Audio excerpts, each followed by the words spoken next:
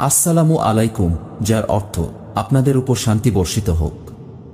আশা করি আল্লাহর রহমতে সবাই ভালো আছেন। আজকে আমরা পড়ে শোনাব জীবন্ত গ্রন্থ আল কুরআনের ৪৪তম সূরা, সূরাহ আদ-দুখান, যার অর্থ ধোঁয়া। সূরাটি মক্কায় অবতীর্ণ এবং আয়াত সংখ্যা ৫৯টি। শুরু করার পূর্বে আমি অভিশপ্ত শয়তান থেকে আল্লাহর কাছে আশ্রয় চাই। পরম করুণাময় ও অসীম দয়ালু আল্লাহর নামে। হ্যাঁ মিম। শপথ সুস্পষ্ট কিতাবের। আমি ইহা অবতীর্ণ করেছি এক মুবারক রাতে। আমি তো সতর্ককারী। এ রাতে প্রত্যেক গুরুত্বপূর্ণ বিষয় স্থিরীকৃত হয়। আমার আদেশক্রমে আমি রাসূল প্রেরণ করে থাকি। তোমার রবের অনুগ্রহ স্বরূপ তিনি সর্বশ্রোতা, সর্বজ্ঞ, যিনি আকাশমণ্ডলী, পৃথিবী এবং ওগুলির মধ্যস্থিত সবকিছুর রব, যদি তোমরা নিশ্চিত বিশ্বাসী হও।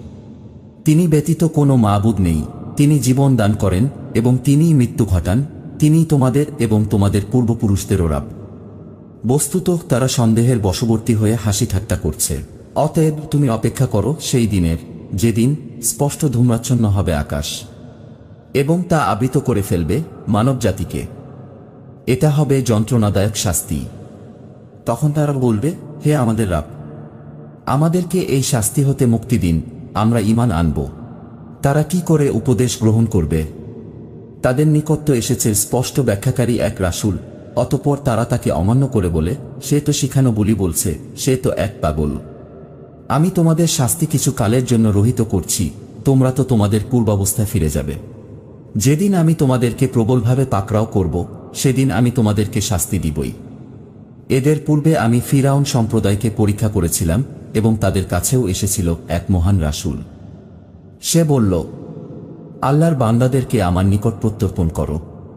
আমি তোমাদের জন্য এক বিশ্বস্ত রাসূল এবং তোমরা আল্লাহর বিরুদ্ধে উদ্ধত হও না। আমি তোমাদের নিকট উপস্থিত করছি স্পষ্ট প্রমাণ।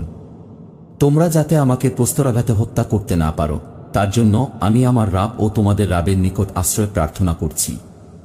যদি তোমরা আমার কথায় বিশ্বাস স্থাপন না করো, তাহলে তোমরা আমার কাছ হতে দূরে থাকো। অতঃপর মূসা তার রবের নিকট নিবেদন করল, এরা তো এক অপরাধী সম্প্রদায়।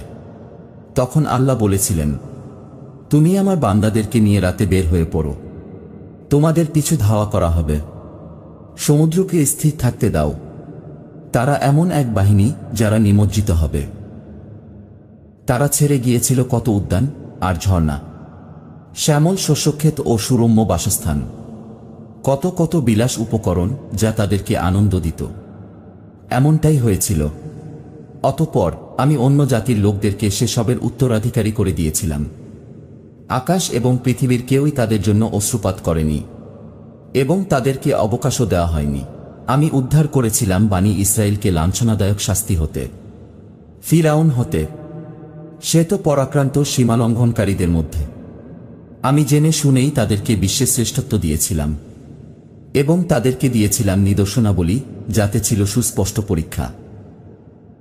তারা বলেই থাকে, আমাদের প্রথম মৃত্যু ব্যতীত আর কিছুই নেই এবং আমরা আর পুনরুত্থিত হব না। অতএব তোমরা যদি সত্যবাদী হও, তাহলে আমাদের পূর্বপুরুষদেরকে উপস্থিত করো। শ্রেষ্ঠ কি তারা, না তুব্বা সম্প্রদায় ও তাদের পূর্ববর্তীরা? আমি তাদেরকে ধ্বংস করেছিলাম। অবশ্যই তারা ছিল অপরাধী। আমি আকাশমণ্ডলী ও পৃথিবী এবং এতদুভয়ের মধ্যস্থিত কোনো কিছুই ক্রীড়াচ্ছলে সৃষ্টি করিনি। আমি এ দুটি অযথা সৃষ্টি করিনি, কিন্তু তাদের অধিকাংশই এটা জানে না। নিশ্চয়ই সকলের জন্য নির্ধারিত রয়েছে তাদের বিচার দিবস, যেদিন এক বন্ধু অপর বন্ধুর কোনো কাজে আসবে না এবং তারা সাহায্যও পাবে না। তবে আল্লাহ যার প্রতি দয়া করেন তার কথা স্বতন্ত্র। তিনি পরাক্রমশালী, পরম দয়ালু। নিশ্চয়ই জাক্কুম বৃক্ষ হবে পাপীর খাদ্য। গলিত তাম্রের মতো ওটা তার উদরে ফুটতে থাকবে ফুটন্ত পানির মতো। বলা হবে, তাকে ধরো এবং টেনে নিয়ে যাও জাহান্নামের মধ্যস্থলে। অতঃপর তার মাথার উপর ফুটন্ত পানি ঢেলে দিয়ে শাস্তি দাও এবং বলা হবে, আস্বাদন করো, তুমি তো ছিলে সম্মানিত অভিজাত। এটা তো ওটাই যে বিষয়ে তোমরা সন্দেহ করতে। নিশ্চয়ই মুত্তাকিরা থাকবে নিরাপদ স্থানে, বাগবাগিচা ও ঝর্ণাধারার মধ্যে। তারা পরিধান করবে মিহি ও পুরু রেশমি বস্ত্র এবং তারা মুখোমুখি হয়ে বসবে। এরূপই ঘটবে, তাদেরকে সঙ্গিনী দিব আয়তলোচনাহুর। সেখানে তারা প্রশান্ত চিত্তে বিবিধ ফলমূল আনতে বলবে। প্রথম মৃত্যুর পর তারা সেখানে আর মৃত্যু আস্বাদন করবে না। তাদেরকে জাহান্নামের শাস্তি হতে রক্ষা করবেন তোমার প্রতিপালক নিজ অনুগ্রহ স্বরূপ।